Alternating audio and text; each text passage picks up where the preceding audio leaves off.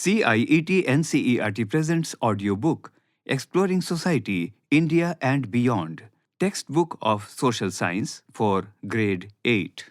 Chapter 1, page number 1, Natural Resources and Their Use. Concerned social scientists are clear on what we need to do. We must move toward a regenerative economy, an economy that operates in harmony with nature, repurposing used resources, minimizing waste, and replenishing depleted resources. We must return to the innate wisdom of nature herself, the ultimate regenerator and recycler of all resources. This is said by Christina Figueres and Tom Rivett-Carnac in The Future We Choose. In the center of the page, there is a picture of the Dudhsagar waterfall and the railway bridge, Goa, India. Under the picture, it says, the big questions. 1. How do we categorize natural resources?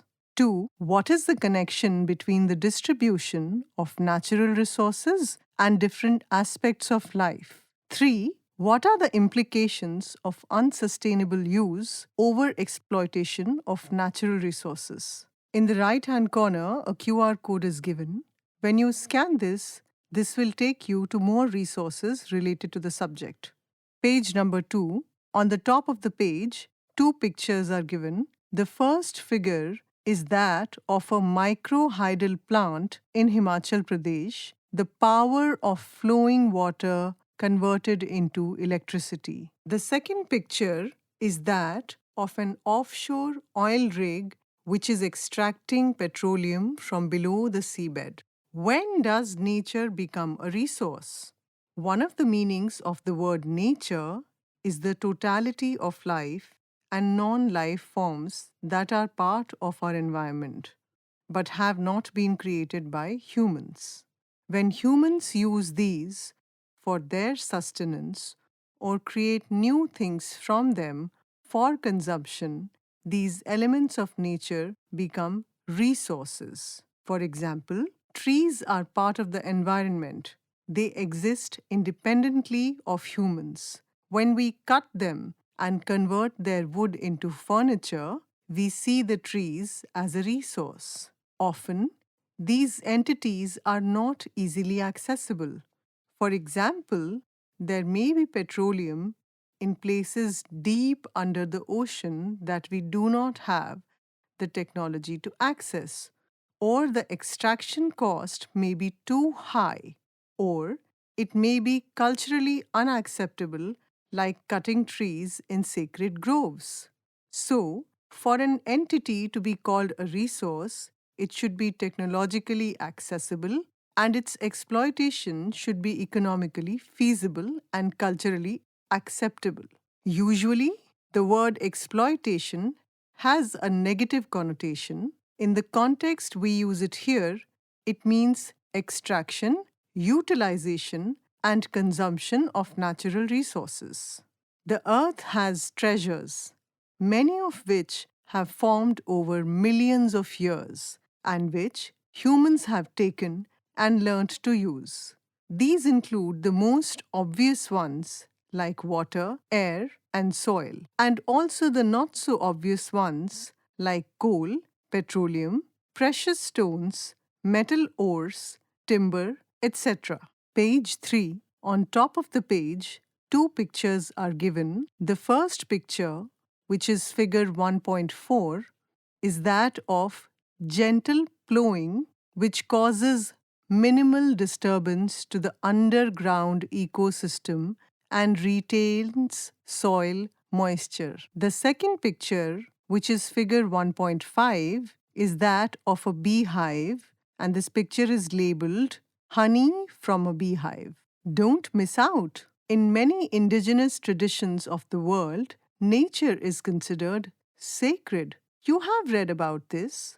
In such traditions, nature is a nurturer and nourisher. Do you know of practices that reflect this? In the right-hand corner, a picture is given. This is figure 1.6 and it is labeled as Tulsi Puja for well-being. This is a picture of the Tulsi plant and it is decorated with marigold flowers. Think about it. Take a pause, look at yourself and the things around you. What is the origin of each of them? At some point, they all lead to nature, even the plastic button on your shirt. In short, we apply the term natural resources to materials and substances that occur in nature and are valuable to humans. Categories of natural resources. In science, we learn the usefulness of categorization and naming. We use some shared characteristics or criteria when we categorize ideas or things. We name the categories so that we can refer to them with just one word or a short phrase. When these names and meanings are shared across groups of people, it helps us discuss a set of ideas or things without needing to describe them every time. Page 4. We can communicate more effectively too. In earlier classes, you learned about living and non-living things. As soon as we use these words, you know what they mean. This is a simple example of categories. We do the same with natural resources. Think about it. What might be the different criteria we can use to categorize natural resources? One of the ways we could categorize natural resources is based on the uses that we put them to: essential for our life, source for materials, and sources for energy. Resources essential for life. Life could not exist on Earth without the air we breathe, the water we drink, and the food we eat. We take these from the atmosphere, the rivers, and ponds, and through the cultivation of soil or other living things. We cannot make the air we breathe, the water we drink, or the soil which gives us food. Resources for materials. Human beings create physical objects out of nature's gifts. We make them for our utility or to create things of beauty that enrich our lives and those of others. A piece of wood can be transformed into a chair and also carved into a statuette.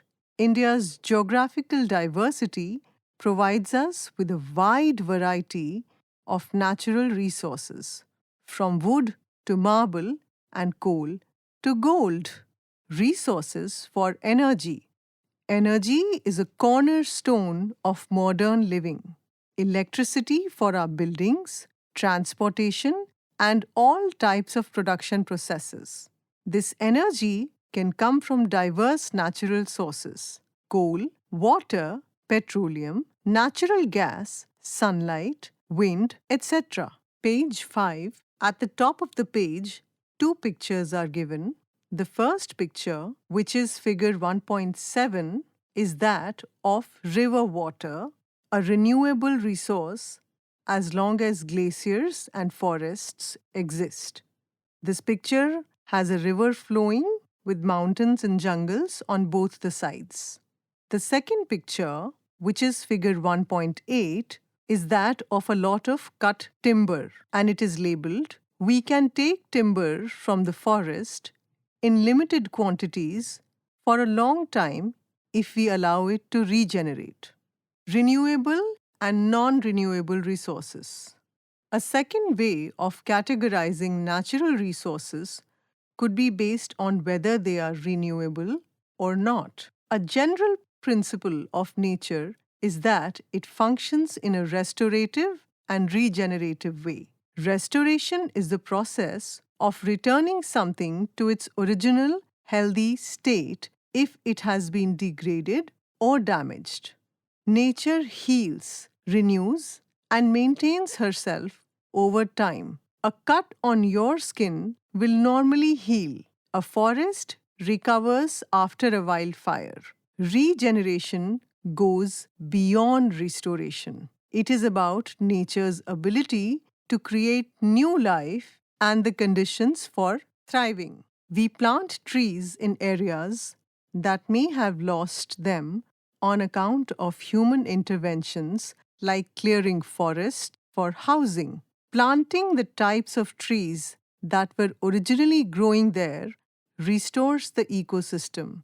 The trees provide food and shelter for birds, squirrels, and other creatures, enabling life to return. Nature works in cycles where there is no waste. Take a forest. Let's say a tree falls in the forest. It decomposes with the bacteria, fungi, and insects feeding on it. The tree becomes part of the soil, enriching it. New trees and plants grow from seeds. Eventually, some will fall and the cycle starts again. These are examples of nature's principle of restoration and regeneration in practice.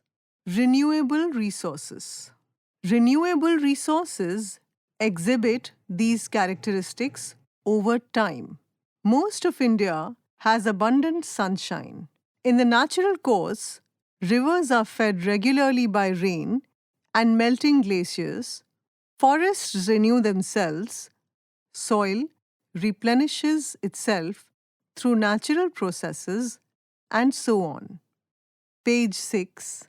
Solar energy, wind energy, energy from flowing water, timber from forests are renewable resources as long as we are able to manage them in a sustainable manner.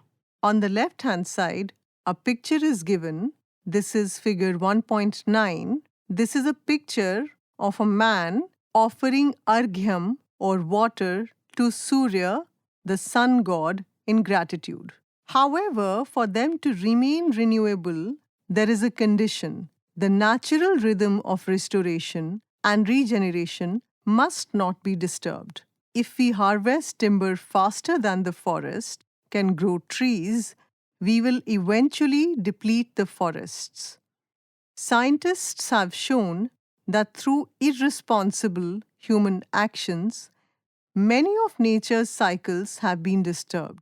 A combination of several factors interacting, fossil fuel driven industrialization, and the cutting down of forests for agriculture and other purposes are two of them, has led to rising temperatures that we are experiencing. On account of this, the glaciers in some places in the Himalayas are melting at a rate faster than precipitation can replace them. This has implications on water security for the populations living in the plains dependent on the water tower. Here, the word arghyam is highlighted. This means an offering, generally of water, as a mark of respect or gratitude. Don't miss out. Traditionally, communities had a system of regulating or refraining from fishing during the spawning season to enable the maintenance of the fish population. However, the commercialization of fishing resulted in overfishing. In the case of a type of fish called tuna, for example, the rapid and extensive decline in their population led to some agreements on control of fishing. Nevertheless, this important type of fish that keeps the ocean ecosystem in balance by consuming smaller fish, shrimps, etc., is on a decline. Do you know of other traditional practices that help the ecosystem to stay in balance? Page 7. On top of the page, in the right-hand corner, a picture is given. This is figure 1.10, and this is a picture of waste from industries which is often disposed without proper treatment. We need industries to produce the goods we consume. The process also creates waste that are frequently discharged into rivers and other water bodies. Often, these wastes cannot decay to become the food of some life form. Instead, it leads to a disturbance in nature's cycle of restoration and regeneration, leading to a situation where the river becomes poisonous and cannot support life. Let's explore. Identify human actions in your surroundings that result in nature losing her ability to restore and regenerate. What type of interventions can be undertaken to restore nature's cycle? Don't miss out ecosystem functions and ecosystem services. Nature has some inherent ways of working. For example, trees naturally produce oxygen. When these natural processes benefit humans, we call them ecosystem services. We can think of it like this: a forest naturally filters water, prevents soil erosion, and provides habitat for animals. These are ecosystem functions. When we benefit from clean water, protected farmland, and pollinated crops because of that forest, we are receiving ecosystem services from nature. A mature tree produces about 275 liters of oxygen per day. This varies a little depending on the type of tree. A human being needs about 350 liters of oxygen every day. This can change based on the type of activity that an individual engages in, their height and weight, and so on. Page 8. Let's explore. Take up a small research study to assess the type of renewable resources in your region. You may discuss with your teacher the geographical area of your study and sources to access information that you may need. What has been the change in their status over time? Make a small report that identifies the reasons for the change and what may be done. Non-renewable resources. Non-renewable resources are created over long periods. They cannot be replenished at the rate we use them. For example, fossil fuels such as coal and petroleum, and minerals and metals like iron, copper, and gold are non-renewable resources. India has significant quantities of coal reserves. We mine coal to meet our growing need for energy, but it has been estimated that the coal reserves in India may last another 50 years. The demand for electricity has been increasing as the population expands and development work accelerates. Till more sustainable options become available widely, we need to use the coal we have judiciously. Let's explore. What are non-renewable resources that you use daily, directly, or indirectly? What are the possible renewable substitutes? What are some of the steps we can take to transition to renewables? Distribution of natural resources and its implications. Natural resources are not evenly distributed across our planet or even within countries. This uneven distribution shapes human settlements, trade patterns, international relations, and conflicts too. Many wars have been fought and continue to be fought to gain control over natural resources. Page 9, the top of the page has a map of our country.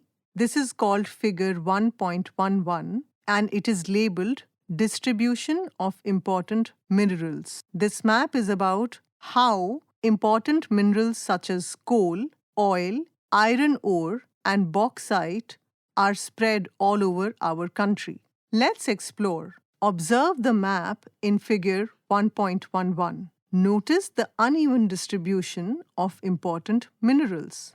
What types of resources are available in your region? How are they distributed? Industries located near natural resources create employment opportunities for the local people. Townships grow around them and expand economic opportunities for others too. More modern facilities that improve the quality of life become accessible.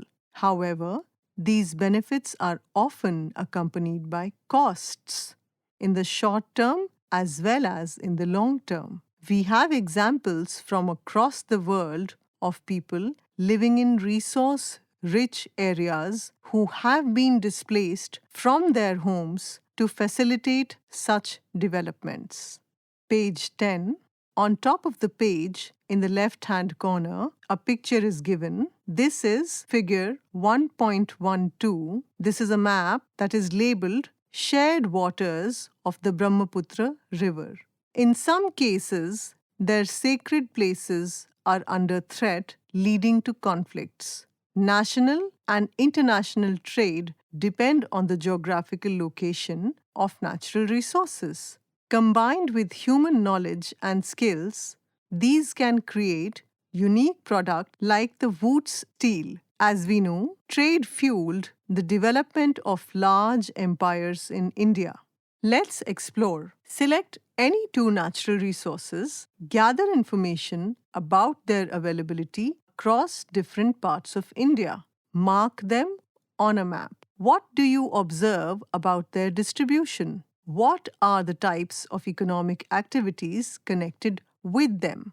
Discuss the implications of extracting the natural resources in those parts for current and future generations. Suggest ways in which we can use nature's gifts in responsible ways.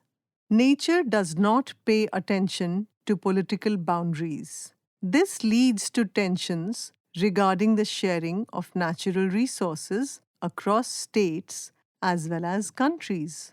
One example is the sharing of Kaveri River water among Karnataka, Tamil Nadu, Kerala, and Puducherry. Negotiations and deft management were required to maintain peace and fair sharing. Of course, reaching such agreements between neighboring countries is not easy. Let's explore. Find out about such a conflict in the international context. Discuss your findings in the class. Page 11. On top of the page, a picture is given. This picture is figure 1.13, and this is a representation of the Mettur Dam in Tamil Nadu built on the Kaveri River.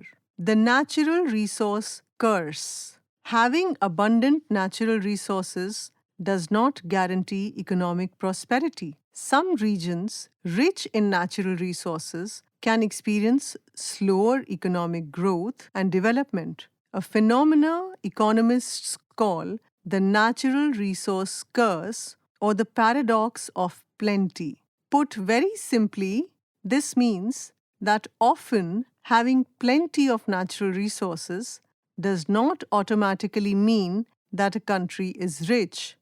Frequently, economies are unable to develop industries that convert the resources into products of higher value. The chapter, Factors of Production, in the latter part of this book will give you an understanding of this. India has generally avoided this curse by investing in the development of such industries to meet our growing needs. Let's explore. What do you think are the different inputs required to enable the use of natural resources available in different geographical areas? However, the challenge of balancing resource extraction with sustainability remains. Understanding and managing natural resources is a valuable starting point, but human knowledge, good governance, and strategic planning determine whether they become lasting benefits or temporary windfalls. Page 12. Responsible and wise use of natural resources. Stewardship. Sustaining life on Earth requires that we respect nature and use natural resources in a way that enables restoration and regeneration of renewable resources and the responsible and judicious use of non-renewable ones. Scientists studying these aspects have warned that the irresponsible treatment of natural resources has led to pollution, biodiversity loss, and climate change, which has been taking place at an increased pace in recent years. The phrase biodiversity loss is highlighted here, and it means the decline in the variety of life on Earth. Restoration and regeneration of renewable resources, of how we are pushing the use of natural resources beyond their capacity to regenerate. Many farmers in our country extract groundwater for irrigation purposes. In most states, the extraction rate is greater than the rate at which the water table is replenished. Over time, this deficit builds up, leading to higher cost of extraction of groundwater and eventually to its unavailability. It has been predicted that many of our growing cities will run out of groundwater soon. Initiatives to raise groundwater levels have been launched to remedy this. Traditional practices of water harvesting, rejuvenation of ponds and tanks, cutting down on wasteful consumption of water, processing and reusing water are some of these strategies attempted. Similarly, the improper use of chemical fertilizers and pesticides has led to soil degradation. Traditional farming practices considered soil to be part of Mother Earth. Practices like the use of cow dung and other natural fertilizers, mulching, multi-cropping, and so on enabled holistic soil management. We must learn from these practices and apply them in our current situation to prevent further degradation. We need to replenish and rejuvenate our soil. On the bottom, in the left-hand corner, a picture is given. This is figure 1.14, and this is a picture of crop failure on account of injudicious use of chemical fertilizers. Page 13, Overexploitation of Groundwater, a caselet from Punjab. A crisis has unfolded in the fertile plains of Punjab, where groundwater resources have been severely depleted. Punjab was home to the Green Revolution that fed a large proportion of our population and contributed to India becoming self-sufficient in food. Today, the same state faces issues of sustainability. Nature has been exploited beyond regeneration, at least in the short term. However, this concern is not particular to Punjab. It affects many other states. In the 1960s, farmers shifted to high-yielding varieties of wheat and paddy. These required more water than the traditional seeds, and farmers began to extract groundwater to meet this need. In addition, the supply of free power led to the over-pumping of groundwater, a situation still prevalent in much of India today. Modern farming techniques also require the use of chemical pesticides and fertilizers. The combined effect of these factors is that the groundwater level in a large part of Punjab, see figure 1.17, has become inaccessible till depths of about 30 meters, and the chemicals from the pesticides and fertilizers have dissolved in the groundwater, causing health hazards that can be observed in figure 1.17. At the bottom of the page, two pictures are given. The first picture, which is figure 1.15, is that of extraction of groundwater. The second picture, which is figure 1.16, is that of wet paddy fields. Page 14. Almost 80% of the area of Punjab has been classified as overexploited. In other words, we have drawn water at a rate much greater than at which restoration and rejuvenation of groundwater is possible. We can see that food security was ensured for the short term, but the long-term consequences will take time and effort to heal. This is a map about the depth to water level map. Under this text, a map is given. This is figure 1.17. Depth to water level map of Punjab and Chandigarh, June 2022. This map uses different colors to mark the areas where the depth to water level is appropriate and also areas where the depth to water level is very low. In this map, the exploitation of groundwater has been marked through different colors in different cities of Punjab. Page 15, the top of the page has a picture. This is figure 1.18 and this is labeled Jaisalmer Fort, Rajasthan, a mud structure built in the 12th century and refurbished later using sandstone. The case of cement. We cannot imagine life without cement. Our houses, schools, and hospitals, and other buildings, bridges, roads, and airports all require cement. The production of cement has been listed as one of the most polluting industries. The process of production releases fine dust that enters our lungs and those of animals, damaging them, settles on leaves of plants, decreasing their yields, and causes soil and water pollution too. The Central Pollution Control Board has created guidelines for cement factories to ensure that the pollution is minimized or eliminated. In addition, there is a move towards creating alternative materials that reduce pollution. These include the use of traditional materials like stone and mud, new plant-based materials, and recycled materials from waste plastic. At the bottom of the page, a picture is given. This is figure 1.19. This is a community building in Auroville constructed by Auroville Earth Institute, which holds the UNESCO Chair for Earthen Architecture. This modern building is made of mud using special techniques. Page 16.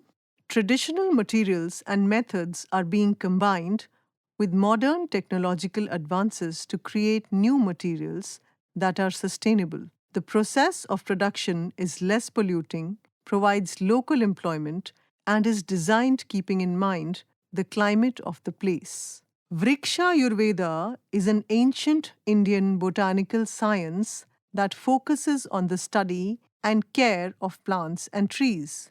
The term comes from Sanskrit, with Vriksha meaning tree and Ayurveda meaning the science of life or health. This traditional knowledge system dates back several millennia and was formalized in texts such as Surapala's Vriksha Ayurveda around the 10th century CE. It has elaborate recommendations on the specific plants to be grown on different soil types and provides intricate methods for seed collection, preservation, and pre-planting treatments. Irrigation techniques are elaborately described with recommendations varying according to plant species, growth stage, and seasonal conditions.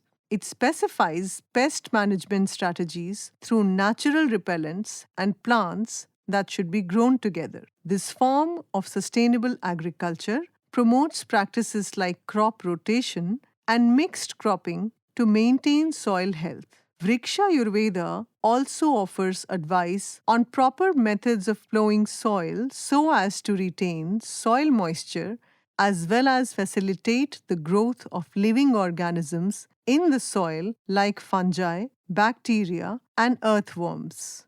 A caselet from Sikkim. Pema's family farm in Sikkim faced declining yields and mounting debts from expensive chemical inputs. When the state government announced a policy to promote organic farming throughout the state, Pema's family decided to try. It was not an easy transition. Initially, the yields dropped as the soil was recovering from years of chemical use. At the bottom of the page, in the left-hand corner, a picture is given. This is figure 1.20 and this is labeled Organic Farming in Sikkim. Page 17, the family switched to compost, prepared natural pest repellents using neem and garlic, and started growing multiple crops across the year.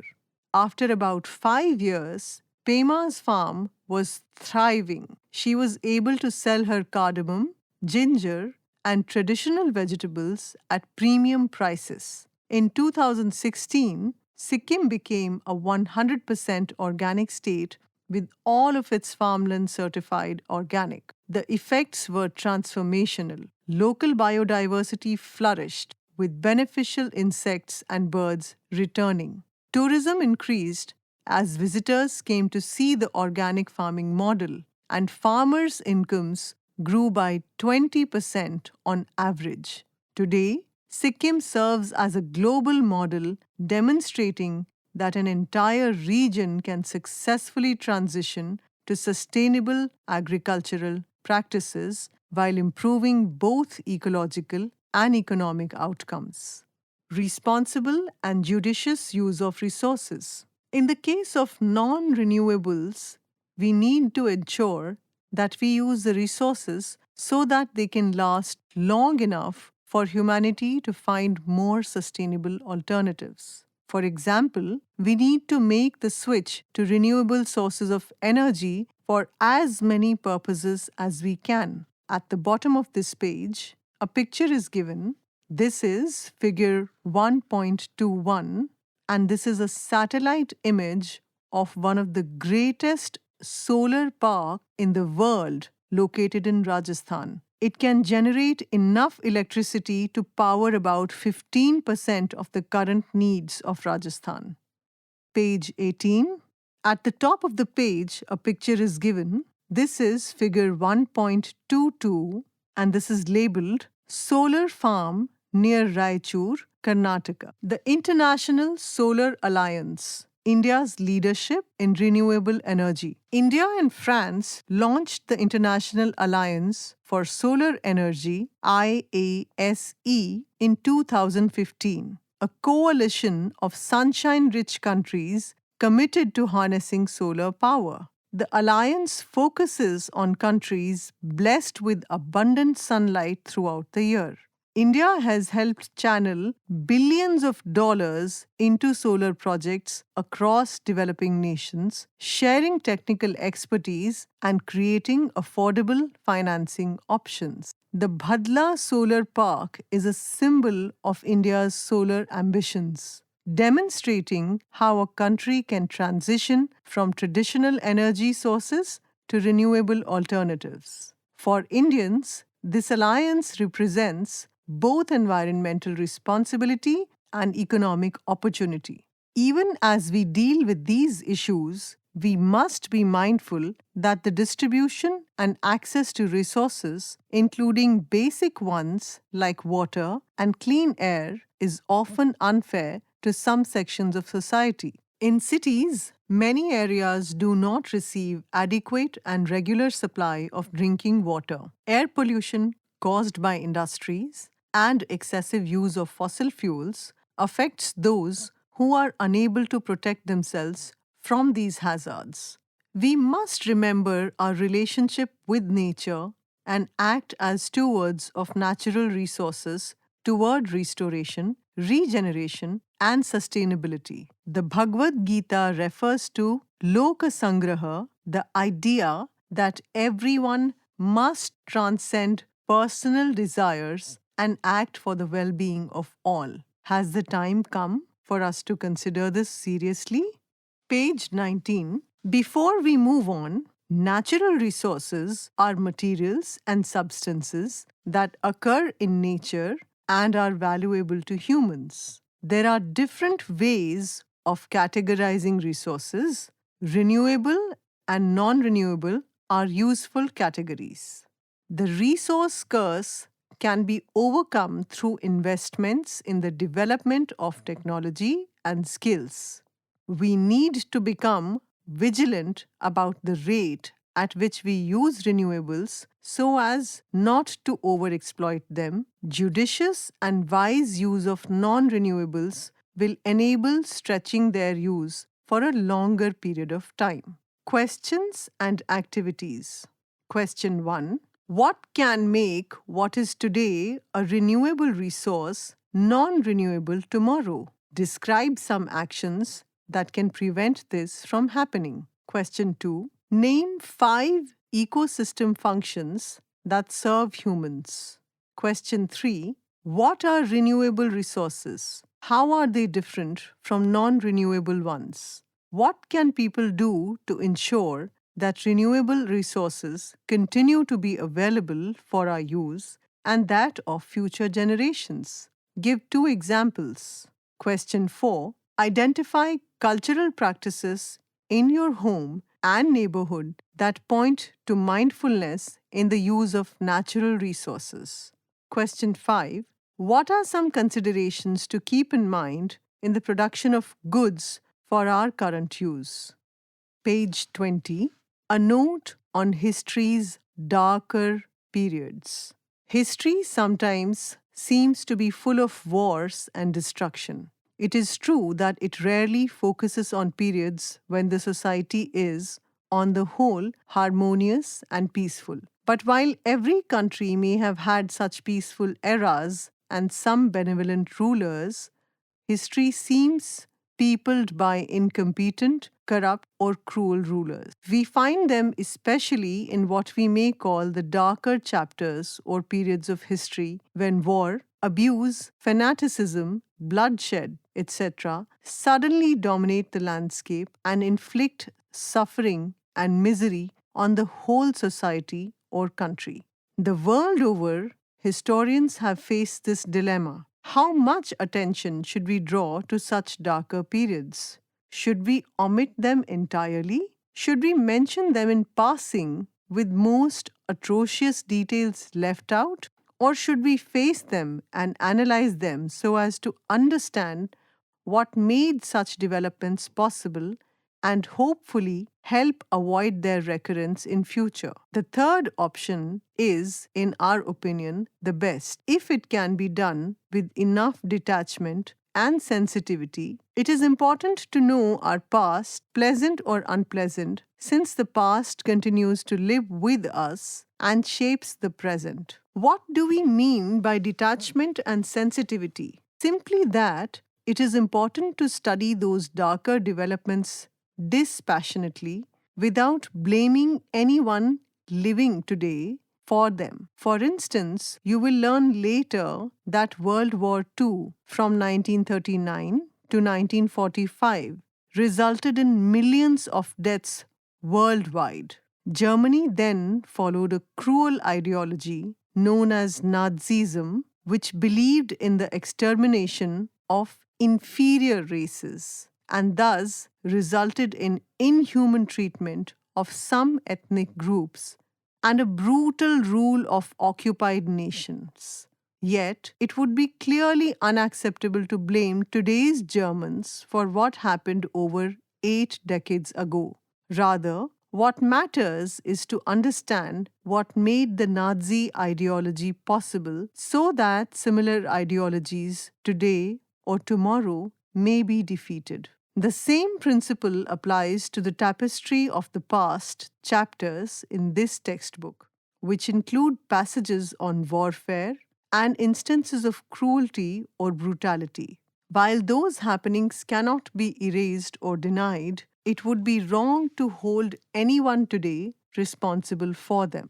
Understanding the historical origin of cruel violence, abusive misrule, or misplaced ambitions of power is the best way to heal the past and build a future where hopefully they will have no place. Chapter 1 ends here. Exploring Society, India and Beyond. You were listening to this audiobook, Textbook of Social Science for Grade 8. Narration, Divya Gupta. Sound recordist, Virendra Rawat. Production assistant, Mukul Singh. Directed and produced by Vimlesh Chaudhary. This audiobook is brought to you by CIET NCERT, New Delhi, India.